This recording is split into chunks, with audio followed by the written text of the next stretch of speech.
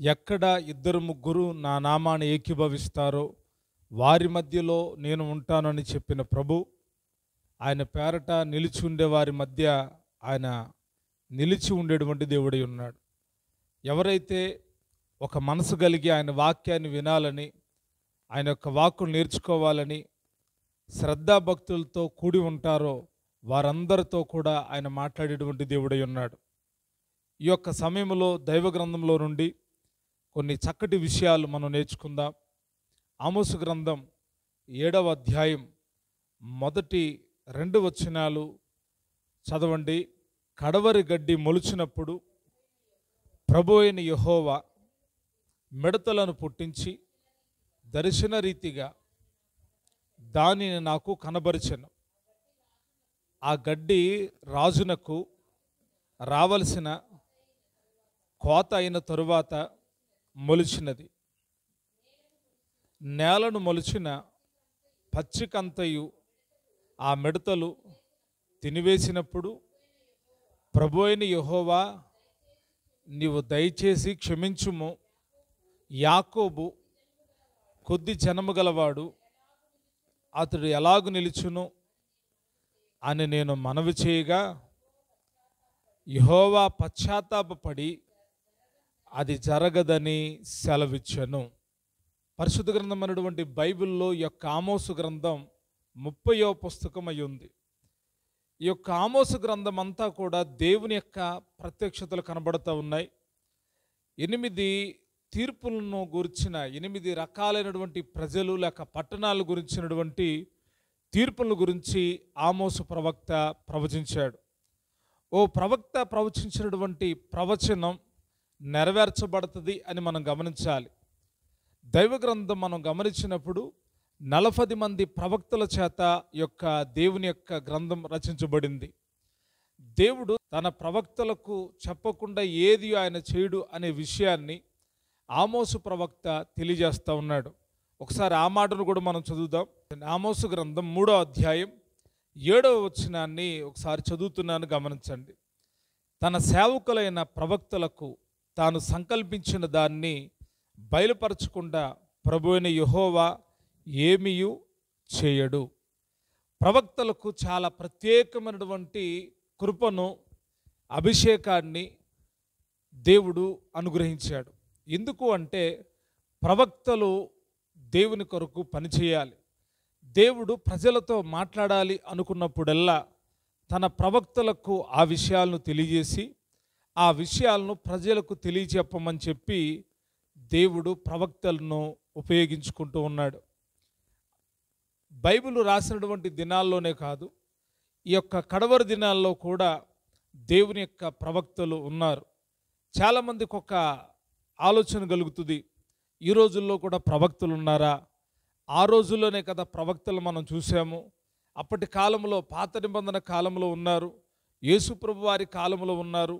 మరి ఇప్పటి కాలంలో ఉన్నారా ప్రవక్తలు అంటే చాలామంది నమ్మరు, కొందరు నమ్ముతారు. ప్రవక్తల యొక్క పిలుపు కలిగినటువంటి వాళ్ళు, ప్రవక్తల యొక్క ప్రత్యేకతలు, ప్రవక్తల యొక్క నడవడిక, ప్రవక్తలు ఉపదేశించే ఉపదేశం చాలా ప్రత్యేకమైంది.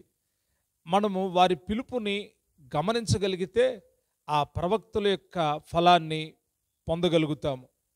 యేసుక్రీస్తు ప్రభువారు అంటాడు, ప్రవక్తలను చేర్చుకున్నవాడు ప్రవక్త ఫలమును పొందును.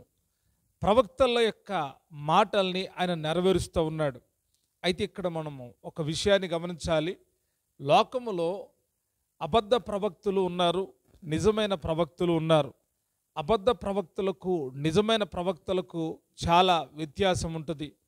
అబద్ధ ప్రవక్తలు అంటే మనకు వెంటనే అర్థమవ్వాలి, వారు దేవుడు చెప్పిన మాట కాకుండా తమ సొంత విషయాలను కల్పించి చెప్పేటువంటి వాళ్ళు.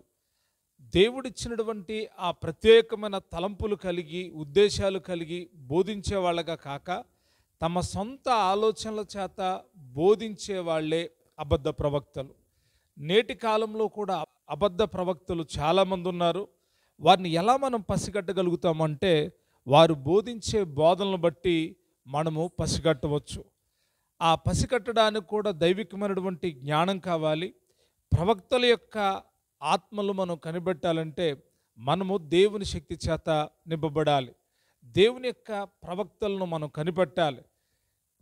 ఆమోసు ప్రవక్త ఏం చెప్తున్నాడంటే, దేవుడు తాను సంకల్పించినదంతా తన ప్రవక్తలకు తెలియచేయకుండా ఆయన ఏమీ చేయడు. ఎందుకని ప్రవక్తలకు ఎంత ప్రత్యేకతను దేవుడు ఏర్పాటు చేశాడు అంటే, అది దేవుడి యొక్క ఉన్నతమైన ప్రణాళిక. ప్రవక్తలు ఎప్పుడైనా ఒక దేశాన్ని గురించి కానీ, ఒక రాష్ట్రాన్ని గురించి కానీ, ఒక జాతి ప్రజల గురించి కానీ వారు దేవుణ్ణి వేడుకున్నప్పుడు దేవుడు తప్పకుండా వారిని బట్టి ఆ దేశాన్ని, ఆ ప్రజలను, ఆ వ్యక్తులను క్షమించి వారి మీదకి రావలసిన ఉగ్రత నుండి తప్పించడానికి దేవుడు ప్రవక్తల యొక్క ప్రార్థనలు, విజ్ఞాపనలు ఆలకించేవాడై ఉన్నాడు. ఈ యొక్క ఆమోసు ప్రవక్త యోధా రాజైనటువంటి ఉజ్జియా, అలాగే ఇశ్రాయేలు రాజైనటువంటి యెహోయాషు కుమారుడైనటువంటి యెరోబాము దినముల్లో ప్రవచిస్తూ ఉన్నాడు. అతన్ని ప్రవచించడానికి దేవుడు ఎలాగ వాడుకున్నాడు? ఒక విషయాన్ని మనం గమనిస్తే, మనం చదివిన వాక్యాన్ని కాకుండా ముందుగా ఆమోసు ప్రవక్త గురించిన కొన్ని విషయాలు మనం తెలుసుకుందాం. దేవుడు తన ప్రవక్తలను పిలుస్తాడు అంటారు కదా, ప్రవక్తలకు పిలుపు ఉంటుంది అని అనుకుంటాం. ఆ పిలుపు ఎలాగుంటుందో కొన్నిసార్లు మనం గ్రహించలేం. దైవ గ్రంథంలో కొన్ని ఉదాహరణలు లేక కొన్ని విషయాలు మీకు చెప్తాను, జాగ్రత్తగా ఆలకించండి. మొదటిగా మనం గమనించినప్పుడు అబ్రహాము విషయంలో దేవుడే సాక్ష్యం ఇస్తున్నాడు. రాజుతో చెప్తా ఉన్నాడు, నీవు ఒకని భార్యని నీ ఎదలోకి తీసుకొని వస్తూ ఉన్నావు, జాగ్రత్త సుమ, అతడు ప్రవక్త, అతడు నీ కొరకు ప్రార్థన చేయును అని చెబుతాడు. అబ్రహాము గారు గొప్ప ప్రవక్తగా మనకు కనబడడు, కానీ దేవుడు ఏమంటున్నాడంటే అబ్రహాము ఒక ప్రవక్త. ప్రవక్త అంటే దేవుడు చెప్పినవి చెప్పేటువంటి వాడే కాదు. ప్రవక్త అంటే దేవుని నిమిత్తము ప్రజల కొరకు విజ్ఞాపన చేసేవాడు. విజ్ఞాపన చేసేవాడు ప్రవక్త ఆ రోజుల్లో. అలాగ మనం గమనిస్తూ వస్తే మోషే వంటి ప్రవక్త అని అంటాడు. ఈ ప్రవక్త మోషే వంటి ప్రవక్త. మోషే దేవుడు చెప్పిన విషయాలను చెబుతూ ఉన్నప్పుడు ప్రజల దగ్గర నుండి సన్మానాలు కలగలేదు, ప్రజలు సంతోషించలేదు, ప్రజలు ఆనందించలేదు. మోషే చెప్తున్న మాటలన్నీ దేవుడు తన నోటికి అందించినటువంటివే. ఆ విషయాలనే మోషే ప్రజలకు తెలియజేస్తూ ఉన్నాడు. కొన్ని సందర్భాల్లో మోషేను కొట్టడానికి, చంపడానికి కూడా ప్రయత్నించారు. కొన్ని సందర్భాల్లో మోషేను ద్వేషించారు. కొన్ని సందర్భాల్లో మోషేను అవమానపరిచారు. కొన్ని సందర్భాల్లో మోషేకు వ్యతిరేకంగా సనిగారు, గొణిగారు, ప్రవర్తించారు కూడా. ఇలాగ జరగడానికి గల కారణం ఏంటి అంటే, దేవుడు చెప్పమన్న విషయాలు చెప్పడమే. దేవుడు చెప్పమన్న విషయాలు చెప్పడమే. ప్రవక్త అయినటువంటి ఆమోసు ఒక చక్కటి మాట అంటాడు, జనులంట కొందరి మీద పగబడతారు అంట. ఎలాంటి వారి మీద పగబడతారు అంటే, ఒకసారి మనం చదువుదాం. ఆమోసు గ్రంథం 5వ అధ్యాయం 10వ వచనంలో చక్కటి మాట ఆమోసు ప్రవక్త రాస్తూ ఉన్నాడు. ఒకసారి ఆ మాటను చదువుతున్నాను, మీరు గమనించండి. అయితే గుమ్మములలో నిలిచి బుద్ధి చెప్పు వారి మీద జనులు పగబట్టుదురు, యథార్థముగా మాట్లాడు వారిని అసహించుకొందురు. ఇక్కడ ప్రజలు ఎటువంటి పరిస్థితుల్లో ఉంటారో ఆమోసు ప్రవక్త దేవుడు తన నోట ఉంచిన మాటను తెలియజేస్తూ ఉన్నాడు.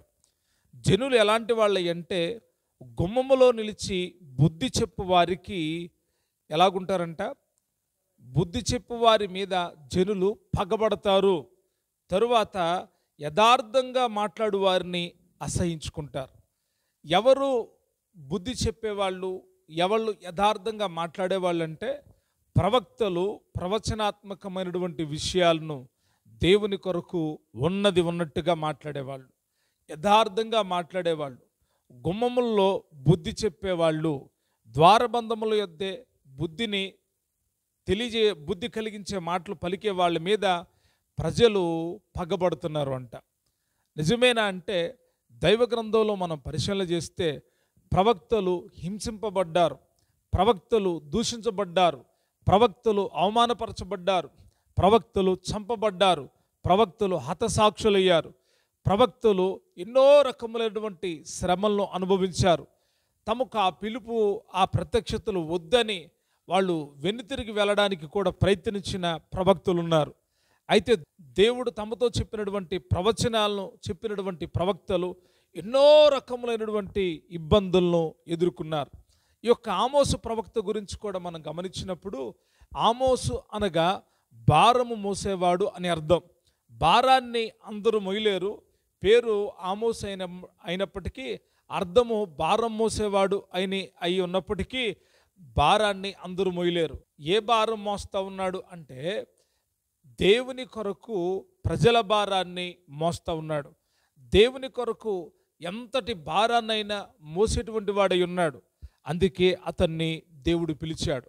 అందుకే అతను అంటున్నాడు, ప్రవచనాలు చెప్పడం మామూలు విషయం కాదు. ప్రజలకు గుమ్మముల యొద్ద బుద్ధి చెబితే వారు బుద్ధి చెప్పిన వారి మీద పగబడతా ఉన్నారు. యథార్థముగా మాట్లాడితే వారిని అసహించుకుంటా ఉన్నారు. గమనించారా? ఈ కడవరి దినాల్లో కూడా బుద్ధి చెబుతున్న వారిని ప్రజలు ప్రేమిస్తూ ఉన్నారా? కాదు, బుద్ధి చెప్తున్న వారి మీద పగబడతా ఉన్నారు. ఎందుకు తండ్రికి విరోధంగా ప్రవర్తిస్తావు? ఎందుకు తల్లికి విరోధంగా ప్రవర్తిస్తావు? ఎందుకు నీవు అటువంటి కార్యాలు చేస్తావు? ఎందుకు అలాగ అబద్ధాలు మాట్లాడతావు? ఎందుకు అలాగా నిందలు మోపుతావు? ఎందుకు అలాగ మోసం చేస్తావు అని ఎవరైతే బుద్ధి చెప్పడానికి ప్రయత్నిస్తున్నారో వారందరి మీద కూడా ప్రజలు ఎటువంటి పరిస్థితుల్లో ఉన్నారంటే పగబెట్టుకుంటూ ఉన్నారు. వారికి మా జోలి ఎందుకంట? వారు మా గురించి ఎందుకు మాట్లాడుతున్నారు? ఆయన ప్రసంగంలో మా గురించి ఎందుకు చెప్పాడు? ఆయన వాక్యంలో నా గురించి ఎందుకు చెప్పాడు?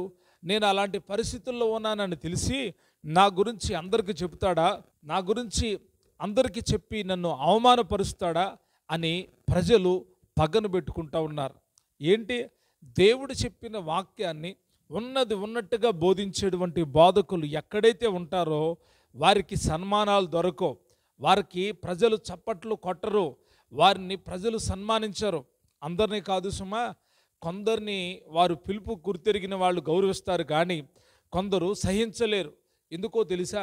చాలామంది ఉద్దేశం ఏంటంటే ఒక సేవకుడిని ప్రార్థన చేయడానికి పిలిస్తే ఆ సేవకుడు వచ్చి వారు చేస్తున్న చెడ్డ పనులు దేవుడు హెచ్చరించమని చెప్పినా, వారు దేవుడికి విరోధమైన కార్యాలు చేస్తున్న విషయం దేవుడు గుర్తెరిగి వారిని హెచ్చరించమని చెప్పిన వారిని హెచ్చరించకుండా ఆ సేవకుడు చిన్న ప్రార్థన చేసి వస్తే ఆ ఇంటి వాళ్ళు ఎంతో సంతోషిస్తారో.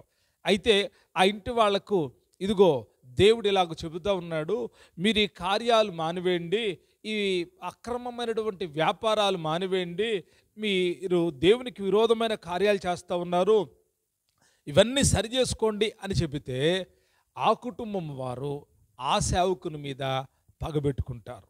ఎందుకంటే దేవుడు తన ప్రవక్తలైన సేవకులకు బయలుపరచకుండా ఏది చేయడు. ప్రతిదీ దేవుడు ప్రవక్తలకు తెలియజేస్తాడు. అయితే ఓ అద్భుతమైనటువంటి సంగతి ఏంటంటే ప్రవచన వాక్కులు దేవుడు తన బిడ్డలకు తెలియజేస్తూ ఉన్నాడు. ఈ కడవరి దినాల్లో కూడా దేవుడు తన ప్రవక్తలను ఏర్పాటు చేసుకుంటూ ఉన్నాడు. మోషే వంటి ప్రవక్త ఉన్నాడు.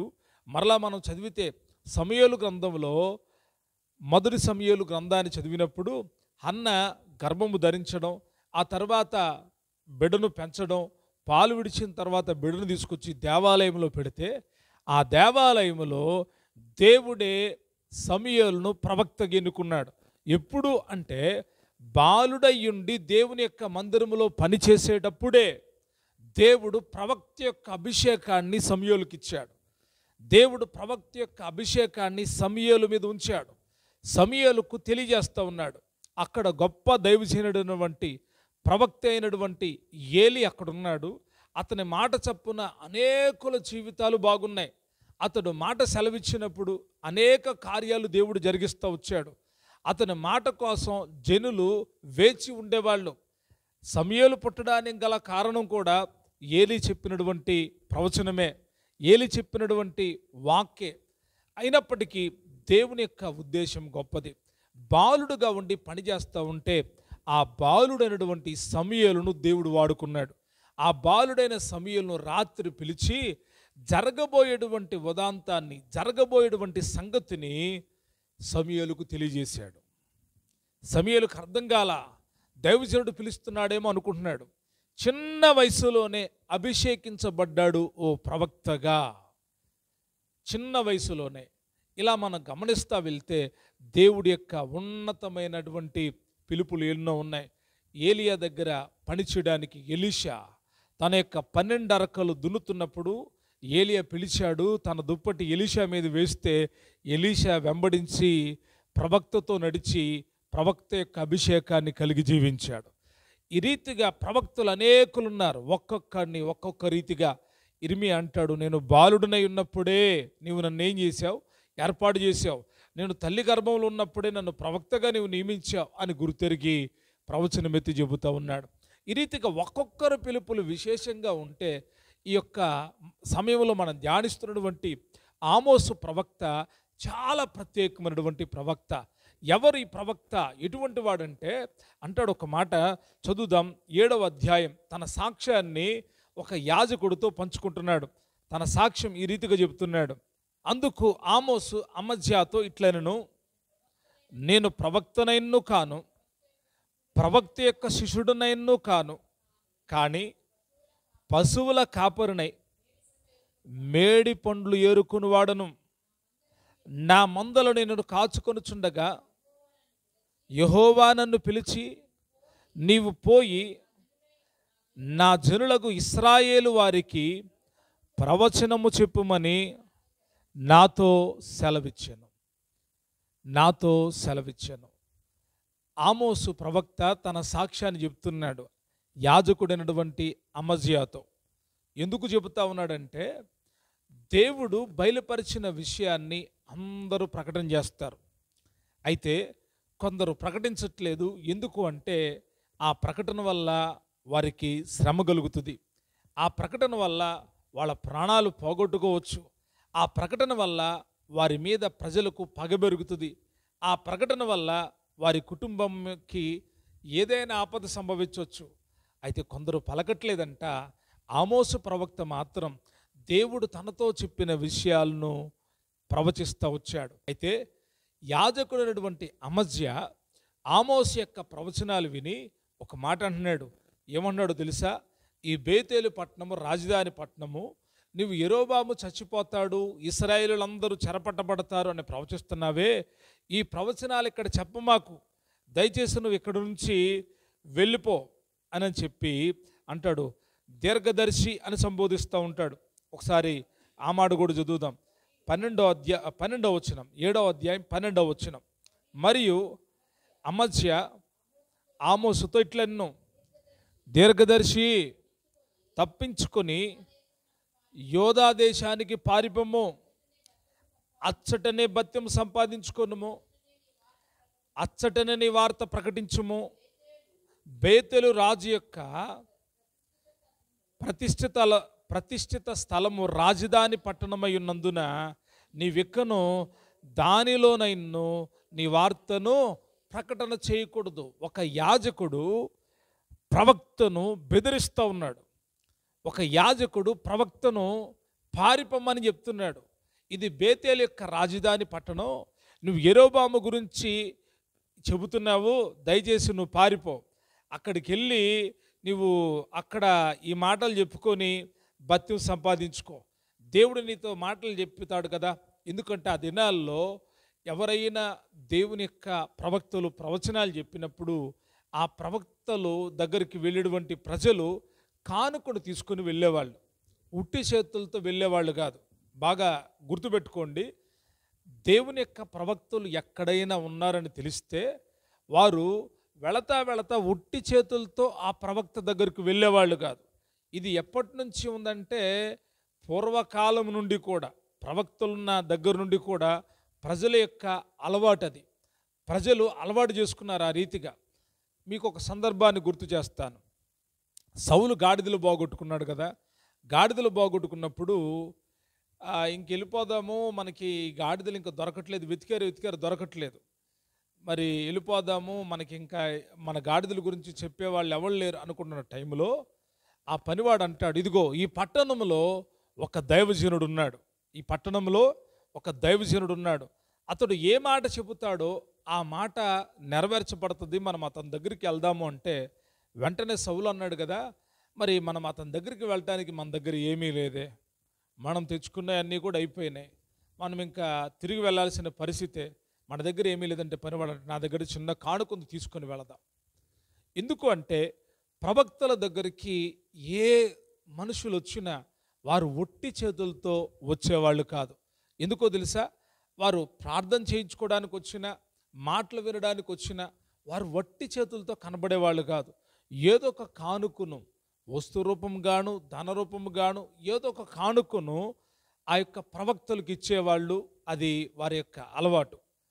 ఈ యొక్క ఆ మధ్య అంటున్నాడు కదా, ఇదిగో నీవు వెళ్ళిపోయి ప్రవచనాలు చెప్పుకో, ఇక్కడ చెప్పమాకు, నువ్వు బయటికి వెళ్ళి ప్రవచనాలు చెప్పి అక్కడ సంపాదించుకో, ఇక్కడ మాత్రం ఇది బేతేలు రాజధాని పట్టణం, ఇక్కడ నువ్వేమీ ప్రవచించొద్దు అని చెబితే, ఇప్పుడు ఆమోసు పారిపోకుండా ధైర్యంగా అతడితో చెప్తున్న మాట ఏంటో తెలుసా? ఆ మాట అతడు మాట్లాడినందుకు దేవుడు అతని గురించిన గొప్ప ప్రవచనాన్ని ఇచ్చాడు. ఆ ప్రవచనాన్ని ధైర్యంగా ఆమోసు ప్రవక్త చెప్తున్నాడు. ఆ ప్రవచనం చెప్పక ముందు ఆమోసు తన సాక్ష్యాన్ని చెప్తున్నాడు. ఇదిగో నేను ప్రవక్తను కాను, ఏంటంట, నేను ప్రవక్తను కాను, ప్రవక్త యొక్క శిష్యుడను కూడా కాను. అంటే నాకు ప్రవక్తకు సంబంధించినటువంటి పిలుపు నాకు లేదు, నేను ప్రవక్తను కాను. రెండోది, ఏ ప్రవక్త దగ్గర నేను శిష్యరికం చేయలేదు. ఎందుకంటే ఆ రోజుల్లో చాలామంది ప్రవక్తలు దేవుడు తమతో నేరుగా పిలిచి ఏర్పాటు చేసుకున్న ఆ పెద్ద ప్రవక్తల దగ్గర వీళ్ళుండి వాళ్ళు శిష్యరికం చేసేవాళ్ళు. వారికి కూడా దేవుడు ఆ పిలుపు అందించాడు అన్న తర్వాత వాళ్ళు ప్రవక్తలుగా పిలువబడేవాళ్ళు. అలాగన నేను కాను, నేనే ప్రవక్త దగ్గర శిష్యరికం చేయలేదు, ఏ ప్రవక్త దగ్గరకు వెళ్ళలేదు. నేను ప్రవక్త యొక్క శిష్యుడిని కాదు, నాకు ఆ పేరు లేదు, ఆ బిరుదు లేదు, ఆ యొక్క వేలో కూడా నేను ఆ మార్గంలో నేను వెళ్ళలేదు, నేను ప్రవక్త యొక్క శిష్యుడిని కాను అంటాడు. తర్వాత అంటాడు, నేను పశువుల కాపరినై. ఎవరంట? నేను పశువుల కాపరినై మేడి పండ్లు ఏరుకునేవాడిని. పశువులు కాస్త మేడి పండ్లు ఏరుకుని నా జీవనాన్ని కొనసాగిస్తున్నాను. అయితే నా మందలను నేను కాచుకొనుచుండగా, ఇప్పుడంట నా మందలను నేను కాచుకొనుచుండగా యెహోవా నన్ను పిలిచి, యెహోవా నన్ను పిలిచి. ఎప్పుడు పిలిచాడు? మనం గమనిస్తే ఆ యొక్క ఆమోసు తన మందల్ని కాస్తా ఉన్నప్పుడు దేవుడు పిలిచాడంట. ఎందుకు పిలిచాడు అంటే, ఇదిగో నా ప్రజల దగ్గరికి వెళ్ళి నీవు ప్రవచనం చెప్పు, నీవు పోయి నా జనులకు ఇశ్రాయేలులకు నా ప్రవచనము చెప్పు అని పిలిచాడంట. పిలుపుకు లోబడిన వాళ్ళు ధన్యులు, పిలుపుకు విధేయులైనటువంటి వాళ్ళు ధన్యులు. మందలను విడిచిపెట్టి మేడి పండ్లు ఏరుకునేటువంటి ఆ పరిస్థితుల నుండి ఇప్పుడు బయటకు వచ్చాడు ఆమోసు. దేవుని కొరకు మాట్లాడడం మొదలుపెట్టాడు, దేవుని కొరకు ప్రవచించడం మొదలుపెట్టాడు. దేవుడు తన నోట ఉంచిన ప్రతి మాటను ప్రజలకు ఉన్నట్టుగా తెలియజేస్తూ ఉన్నాడు. ఆమోసు ప్రవక్త గురించి మనం ఆలోచిస్తే దైవ గ్రంథములో చాలా విశేషమైనటువంటి ప్రవక్త. సాధారణంగా పశువులు కాపర్లకు విలువ ఉంటుందా అంటే విలువ ఏమాత్రం ఉండదు, వారిని ఎవరు గౌరవంగా సంబోధించరు. పశువులు కాపర్లు అంటే మన యొక్క కాలాన్ని గమనిస్తే చదవలేని వాడిని పశువులు కాపరం చేసేవాళ్ళు, చదువు సంధ్య లేని వాళ్ళని, కొంచెం మోటితనంగా ఉన్నవాడిని ఏం చేసేవాళ్ళు, పశువుల దగ్గర కాపలాగా పంపించేవాళ్ళు. అంటే ఇక వీడు ఏ పని చేయలేడు, వాటిని తీసుకెళ్ళి మేపి తీసుకొని వస్తాడు అని అనుకునే వాళ్ళని పంపించేవాళ్ళు. అంతేనా కాదా? జ్ఞానవంతుల్ని, బలం కలిగిన వాళ్ళని, తెలివిగల వాళ్ళని పశువుల దగ్గరికి ఏం చేసేవాళ్ళు కాదు, పంపేవాళ్ళు కాదు. అప్పుడప్పుడు మనం గమనిస్తే కొందరు మోగవాళ్ళు కూడా పశువుల దోలికి వెళ్తూ ఉంటారు, కొందరు చాలా పెద్ద వయస్కులు కూడా పశువుల దోలికి వెళ్తారు, కొంతమంది కుర్రాళ్ళు కూడా పశువులు దోలుకొని వెళ్తారు. పశువులు మేపడం అదొక వృత్తి. ఆ వృత్తిలో ఉండే వాళ్ళకి విలువ ఉండదు. అటువంటి పశువుల కాపర్ని దేవుడు పిలిచాడు. మరి పిలిచిన దేవుడు ఏ ప్రవక్త దగ్గరైనా శిష్యరికం చేయమని చెప్పాలి కదా, ఏ ప్రవక్త దగ్గరైనా నేర్చుకోమని చెప్పాలి కదా. అయితే కృప కలిగిన దేవుడు, దయాళుడైనటువంటి దేవుడు, మంచి దేవుడు, నమ్మదగిన వాడు మన మనసును గుర్తిరుగుతాడు, మన సామర్థ్యాన్ని గుర్తిరుగుతాడు. ప్రజలకు మన సామర్థ్యం అర్థం కాదు, కానీ దేవునికి సమస్తము తెలుసు. ప్రజలు మనల్ని నిషేధించారు, ప్రజల దగ్గర మనకు విలువ లేదు, ప్రజలు మనం ప్రేమించట్లేదు, ప్రజల దగ్గర మనకి ఏమాత్రం కూడా ఒక పేరు ప్రఖ్యాతి ఏమీ లేదు. అయినప్పటికీ దేవునికి కావలసి వస్తే నువ్వు ఏ పరిస్థితుల్లో ఉన్నా ఆయన నిన్ను పిలిచి ప్రత్యేకించే దేవుడై ఉన్నాడు. దేవునికి మనం కావాల్సి వస్తే ఆయన మనల్ని, మనం ఏ పరిస్థితుల్లో ఉన్నా ఆయన మనలను పిలుస్తాడు, ప్రత్యేకిస్తాడు. సమూయేలును పిలిచి, ఇదిగో బెత్లెహేమీయుడైనటువంటి యెష్షయి ఇంటికి ఇల్లు, ఆ ఇంట్లో రాజుగా నియమించబడాల్సిన ఒక వ్యక్తి ఉన్నాడు, ఆ వ్యక్తిని నువ్వు అభిషేకించాలి అని సమూయేలు ప్రవక్తకు చెబితే, సమూయేలు ప్రవక్త తైలపు కొమ్ము తీసుకొని బెత్లెహేమీయుడైనటువంటి యెష్షయి ఇంటికి వెళ్ళాడు. యెష్షయి గారు సంతోషించాడు. ఏంటో దైవజనుడు మా ఇంటికి వస్తున్నాడని ఒక పక్క భయము, ఆ పట్టణం ప్రజలకు భయం కలిగింది.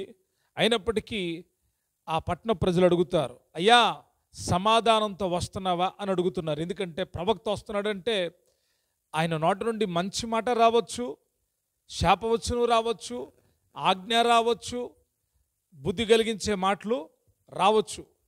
కాబట్టి ఆయన చెప్పే మాట ఎటువంటిదైనా భయపడేవాళ్ళు, ప్రవక్తలకు భయపడేవాళ్ళు ప్రజలు. ప్రవక్తలంటే చాలా భయపడేవాళ్ళు, వాళ్ళ విషయంలో చాలా చాలా భయం కలిగి ఉండేవాళ్ళు.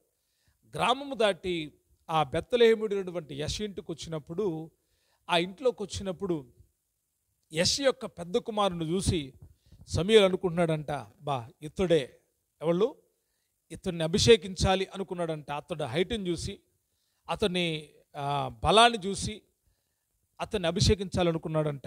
అయితే జరిగిన కార్యం అంటే దేవుడు అన్నాడు, అతడు నాకు అవసరం లేదు, రెండవాడు అవసరం లేదు. ఇలాగా ఆ ఇంట్లో ఉన్న వారందరూ అయిపోయారు. అప్పుడు సమూయేలు ప్రవక్త అంటాడు, ఇంకా ఎవరైనా ఉన్నారా అని యెష్షయిని అడిగితే, యెష్షయి అంటాడు కదా, అయ్యా ఉన్నాడు, కడసారి వాడు ఒకడున్నాడు, వాడు ఏం చేస్తున్నాడు, మందలను మేపుతున్నాడు, మందల్ని కాస్తా ఉన్నాడంటే నువ్వు త్వరగా అతన్ని పిలిపించు. నిజంగా దేవుని యొక్క ఉన్నతమైన పిలుపు, దేవుని యొక్క ఉన్నతమైన పిలుపు. చాలాసార్లు దేవుడు తన ప్రజలను తన పని కొరకు చాలామందిని ప్రత్యేకిస్తూ ఉంటాడు. అయితే ఆ పిలుపుని గ్రహించని ప్రజలు ఎంతోమంది ఉన్నారు, ఆ పిలుపుని గుర్తెరగని ప్రజలు ఎంతోమంది ఉన్నారు. ప్రజలందరినీ పరిశుద్ధులుగా ఉండడానికి పిలిచిన దేవుడు, తనతో ఉండడానికి పిలిచిన దేవుడు. అయితే ఆ ప్రజల్లో నుండి తన కొరకు తన మాటలను నిలబడి ప్రకటించడానికి కొందరిని ఏర్పరుచుకున్నాడు. వారే దేవుని యొక్క సేవకులు, వారే దేవుని యొక్క ప్రవక్తలు. ప్రవక్తలు ఎప్పుడు కూడా నిజాలు పలుకుతారు, ప్రవక్తలు ఎప్పుడు కూడా యథార్థంగా పలుకుతారు. ప్రవక్తలు సోది చెప్పరు. చాలామంది ప్రవక్తలు తమ దేవుడు చెప్పని విషయాలు చెప్పి సోది సొమ్మును పోగు చేసుకొని కుటుంబాల్లో ఎంతో ఆశీర్వాదంగా కనబడినట్టుగా కనబడుతున్నారు. వారు తెచ్చుకున్నదంతా సోదు సొమ్మే. ఎందుకంటే ప్రవక్తలకు అంత విలువ ఉంది, దేవుడు అంత విలువగా ఉంచాడు ప్రవక్తల్ని. ఎందుకంటే ప్రవక్తల్ని పోషించినప్పుడు కూడా దేవుడు చాలా ప్రత్యేకంగా పోషించాడు. ఏలియా ఒక మంచి ప్రవక్త. ఆ దినాల్లో కరువు వచ్చింది. ఏలియాని దేవుడు ఎలా పోషించాడో తెలుసా? కాకోలము ద్వారా పోషించాడు, ఒక వెధవరాలి ద్వారా పోషించాడు. ఎందుకు అలాగ దేవుడు జరిగించాడు అంటే తన ప్రవక్తలకు కావలసిన వాటన్నిటిని కూడా దేవుడు ఇచ్చేవాడు. దేవుడు తన ప్రవక్తలకు కావలసినన్నిటిని ఇచ్చేవాడు. అందుకే చాలామంది అబద్ధ ప్రవచనాలు చెప్పి సోది సొమ్మును పోగు చేసుకుంటూ ఉన్నారు. లేనిపోని కల్పితమైనటువంటి ప్రవచనాలు చెప్పి దేవుడి మీద ప్రజలకు వ్యతిరేక భావాన్ని లేక దేవుడు ఇలాగ చెబుతాడని కన్ఫ్యూజేషన్ కలిగిస్తూ ఉన్నారు. కాబట్టి గమనించాలి, దేవుని ప్రవక్తలకు దేవుడు అన్నీ సమకూరుస్తాడు. ఆమోసు ప్రవక్త చాలా గొప్ప ప్రవక్త. ఆమోసు ప్రవక్త తాను రాసింది 9 అధ్యాయాలే, కానీ ఈ 9 అధ్యాయాల్లో అద్భుతమైనటువంటి విషయాలు, చాలా అద్భుతమైనటువంటి సన్నివేశాలు, అద్భుతమైనటువంటి దర్శనాలు ఈ ప్రవచన గ్రంథంలో మనం నేర్చుకోవచ్చు. ఓ పశువుల కాపరి ప్రవక్తగా మారాడు. పశువుల కాపరి ప్రవక్తగా మారాడు. మేడి పండ్లు ఏరుకునేవాడు ప్రవక్తగా మారాడు.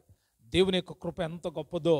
నేరుగా దేవుడు తన ఆత్మనిచ్చి తన నోటికి తన యొక్క మాటను ఇచ్చి మాట్లాడించడం మొదలుపెట్టాడు. అటువంటి ఆమోసు ప్రవక్త ప్రవచించిన ప్రవచనాలు ఎన్నో ఉన్నాయి. ఇప్పుడు మనం చదివినప్పుడు ఈ యొక్క 7వ అధ్యాయంలో మనం చదివితే ఒక దర్శనము ఆమోసు ప్రవక్త కలిగింది. ఆ దర్శనములో పంటను మిడతలు తింటా ఉన్నాయి. పంటను ఏం తింటా ఉన్నాయి? మిడతలు తింటా ఉన్నాయి. అప్పుడు ఆమోసు ప్రవక్త ఆ దర్శనం చూస్తానే దేవునికి ఒక చిన్న ప్రార్థన చేస్తూ ఉన్నాడు. అయ్యా, నీవు దయచేసి క్షమించు, దయచేసి క్షమించు. యాకోబు కొద్ది జనము గలవాడు, అతడు ఎలాగూ నిలుచును అని నేను మనవి చేయగా. ఏమని ప్రార్థన చేస్తున్నాడంట? ఒక పక్క పంటంతా మిడతలు తింటా ఉంటే ఆ దర్శనము చూస్తానే ప్రవక్త దేవుని దగ్గర మొరపెడుతున్నాడు. మొదటి మాట, ప్రభువా క్షమించుము. పాపం చేసేవాళ్ళు ప్రజలైతే ప్రవక్త క్షమించమని ఎలాగడుగుతున్నాడు అంటే, దేవుని యొక్క ప్రజల పక్షాన యాజకులు నిలబడినప్పుడు దేవుడు తెగుళ్ళు ఆపివేశాడు. దేవుని ప్రజల యొక్క పక్షాన ప్రవక్తలు నిలబడినప్పుడు ఆ కుటుంబాల మీదకు రావలసిన కీడును, ఆ దేశం మీదకు రావలసిన కీడును, ఆ వ్యక్తుల మీదకు రావలసిన కీడులను దేవుడు ఆపివేశాడు, నేటికి ఆపివేస్తూ ఉన్నాడు. చాలామందికి అర్థం కాదు, చాలామంది పిలుపును గ్రహించలేరు. ఎందుకు మా పరిస్థితులు ఇలాగున్నాయి, ఎవరో మా పక్షాన ఉన్నారు. కొందరు అంటారు, మా ప్రార్థన, మా భక్తి, మేము ఎంత పరిశుద్ధులమో అందుకే మేము ఎలాగున్నామో అంటారు. జాగ్రత్తగా గుర్తుపెట్టుకోండి, అలాగ అన్నారంటే వారు దేవుని సంబంధులు కారు. దేవుని సంబంధులు గుర్తుపెట్టుకోవాలి. దేవుడు మానవుడితో మాట్లాడడానికి ఒక ప్రత్యేకమైనటువంటి పిలుపు కలిగిన ప్రవక్తలైన సేవకులను దేవుడు ఏం చేశాడు? ఏర్పాటు చేసుకున్నాడు. వారికి దేవుడు అన్నీ తెలియజేస్తాడు. దేవుడు వారికి అన్నీ తెలియజేస్తాడు. దేవుడు వారికి అన్నీ తెలియజేస్తాడు. ఇది ప్రతి వ్యక్తి గమనించాలి. అయితే దేవుని పిల్లలు చాలామంది ఈ విషయంలో అవిధేయులుగా కనబడుతున్నారు.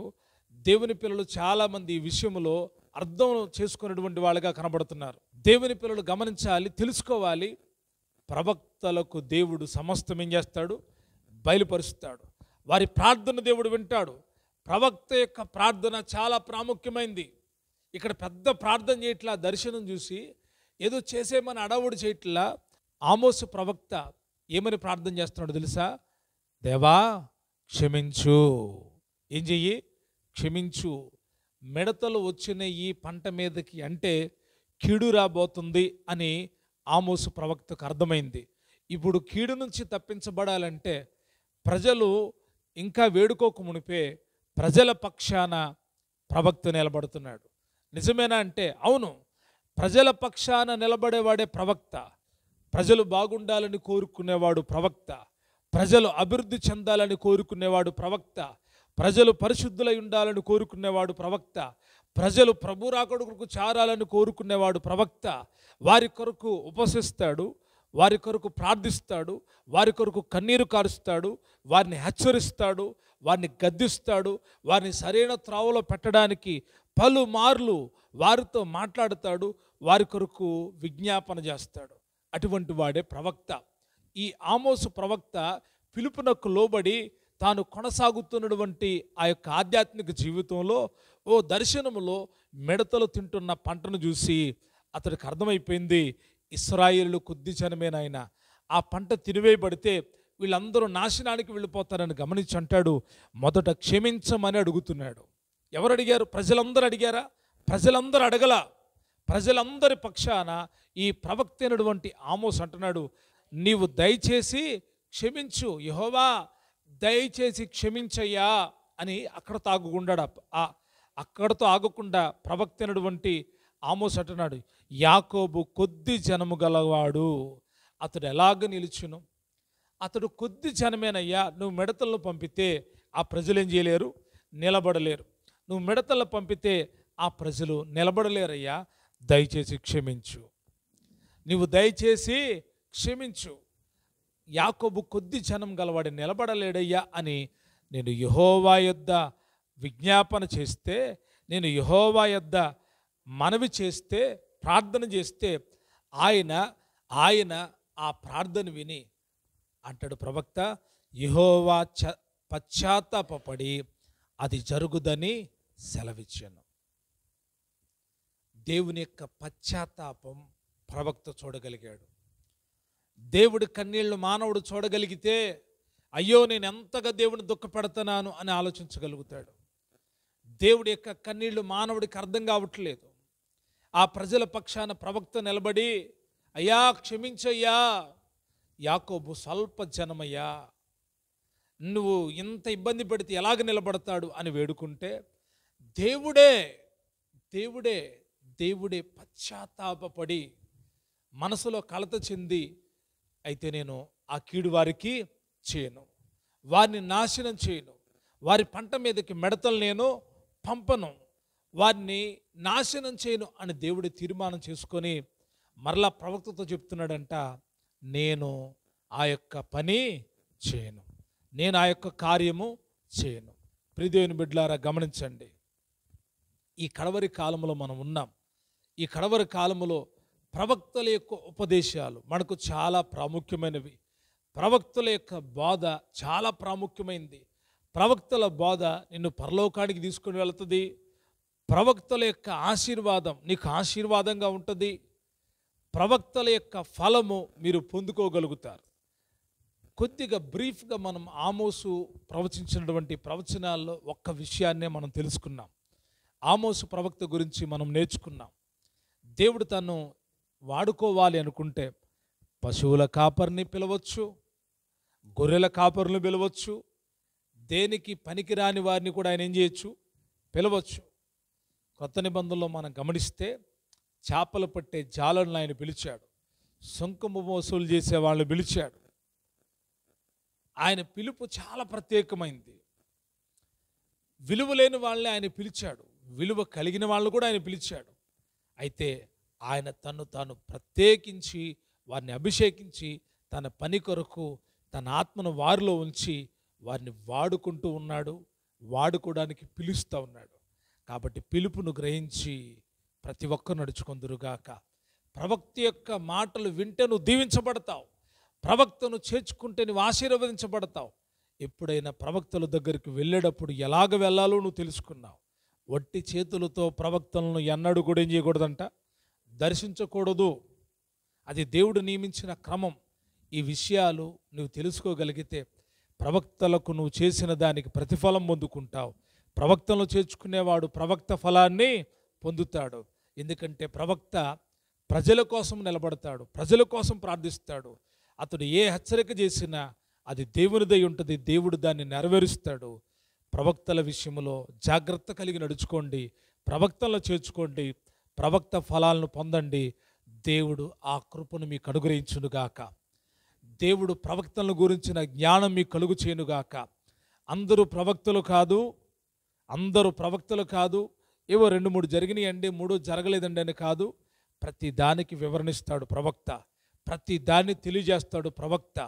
ప్రవక్తను మీరు గ్రహించగలిగితే ప్రవక్త ఫలం మీరు అనుభవిస్తారు. ప్రవక్తను మీరు తెలుసుకుంటే ప్రవక్త యొక్క ఆశీర్వాదపు వచనాలు మీ కుటుంబాల్లో నెరవేర్చబడతాయి.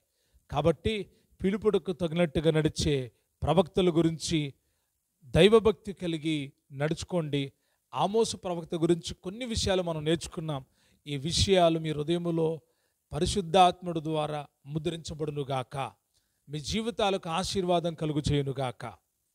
ఆమెన్.